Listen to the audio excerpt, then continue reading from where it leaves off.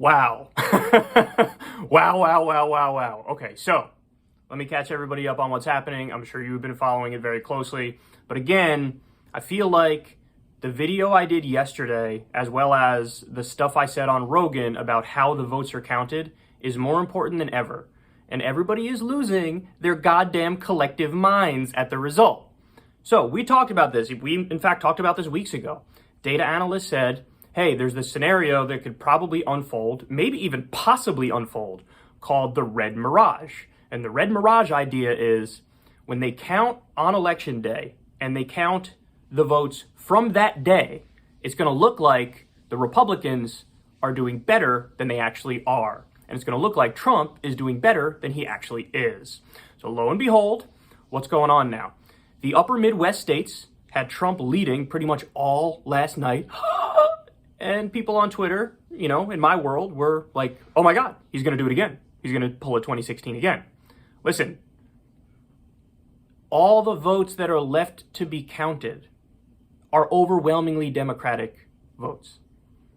That's an ironclad fact. It's the mail-in ballots. I told you, in these states, they first count the votes on election day. That was guaranteed to be overwhelmingly pro-Trump because Republicans vote more on election day. The stuff coming in now, it's mail-in votes.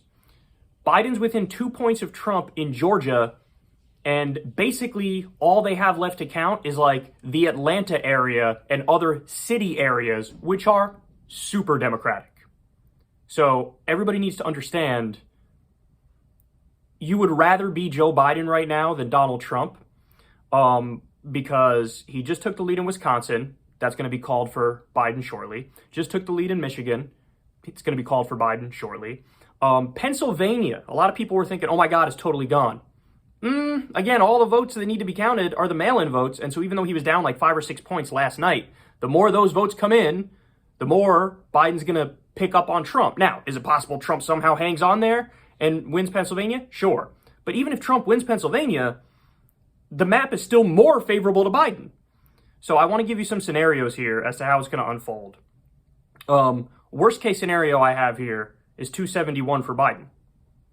271 for Biden. And in this instance, he loses Pennsylvania, he loses Georgia, he already lost Florida, but he wins Arizona, he wins Wisconsin, he wins Michigan, and so he's at 271 if you do that.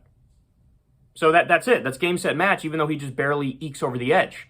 Now, another scenario, and I think this is, I don't know if this is the most likely case to unfold, but it's certainly possible. You give Georgia to Joe Biden, you give Pennsylvania to Joe Biden, and now we're at Biden 307. So Biden's going to win Wisconsin and Michigan. Biden, I think, he's already won Arizona, at least some networks have called it. Nevada is too close for comfort. Biden's only got a tiny lead there, but again, the more votes that are coming in, the more pro-Biden they are. These are the mail-in votes, and he's already got a little lead, and I think it's going to grow a little bit. So, you know, you give him Nevada, you give him Arizona, you give him Georgia, you give him Pennsylvania, and Wisconsin and Michigan are gone. That's Biden 307. So anyway, looking at the possible scenarios, you have Biden anywhere from 271 to 307. Trump basically needs a miracle now. And don't take my word for it. Nate Silver has, as of right now, Nate Silver's model predicts it's a 92% chance for Joe Biden to win. So his chances went up. Now, everybody was flipping out because of the Red Mirage scenario. I get it. There is a grain of truth in the flip out. And the grain of truth is, even though it looks safe for Biden, basically, he's going to underperform the polls. You're good, Cor. Nobody can see you. he's got out of the shower. He's going to underperform the polls. So in other words, if you copy and pasted the polls, it would have been 351 electoral votes for Biden. And even if you did it where you make it slightly less favorable to him, it would have been 320. So for him to only get maximum 307, that is him underperforming the polls. That is Donald Trump overperforming the polls. So listen, Trump is yet again doing what he did in 2016 to an extent. It doesn't look like it's going to be enough for Trump to win, but definitely the people who are creating the polls and the criteria need to look in the mirror and figure out what the hell they're doing wrong, because they perpetually underestimate this guy. And listen, that also shows us this is what happens when you run a milquetoast corporate centrist who doesn't believe in anything and doesn't fight for anything. And I mean, Donald Trump is overseeing a pandemic with over 200,000 deaths. You can't beat a guy who's in charge during a pandemic? Are you insane? How bad are you? They can't beat him with that, and they can't beat him with the economy basically on the brink. People can't pay the bills, and it looks like Biden's going to barely eke it out. If he wins 307, that's not barely eking it out. It's an okay win, but really it should have been 351 or 320. So, I mean, listen, honestly, I think this is verification for populist left politics, that your party is so unappealing that you're struggling to beat Donald Trump after 4 years of Donald Trump and a goddamn pandemic and an economy on the brink. So I think that says a lot. But anyway, listen, that's where we are right now. I will be on a plane in the middle of today when I think we're going to get more of the calls, so I won't be able to do an immediate video for you guys.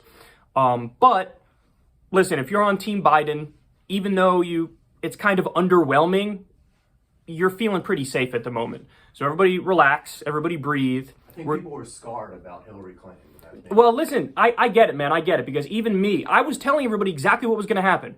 You're going to have these upper Midwest states count the votes from Election Day first. It's going to look like Trump is winning, but it's a mirage, because as the mail-in votes come in, it's going to flip to Biden. I told everybody about that. I said this is what's going to happen. And then when it started happening and everybody started flipping out, it's like this mass psychosis effect where everybody's flipping out. So I'm like, should I be flipping out too? I thought I was right with what I was saying, but maybe I was wrong with what I was saying. I don't know. But no, I really think that is the case. And right now you already had, it looked like Michigan and Wisconsin were going to go to Trump if you looked at the numbers from yesterday. But again, as the mail-in votes came in, they already flipped to Biden. So you could see Pennsylvania do the same thing, although that he is in a little bit of a bigger hole there. And you can see Georgia now flip to Biden too. So, but even if he doesn't win Pennsylvania and Georgia, he's still got 271 with Michigan and Wisconsin and Arizona and Nevada. So we'll see what happens. But I wanted to give you guys a little bit of an update and tell you where we're at. You would much rather be Team Biden right now than Team Trump. But with that being said, it's underwhelming. And that's like, honestly, the perfect encapsulation of a Joe Biden candidacy.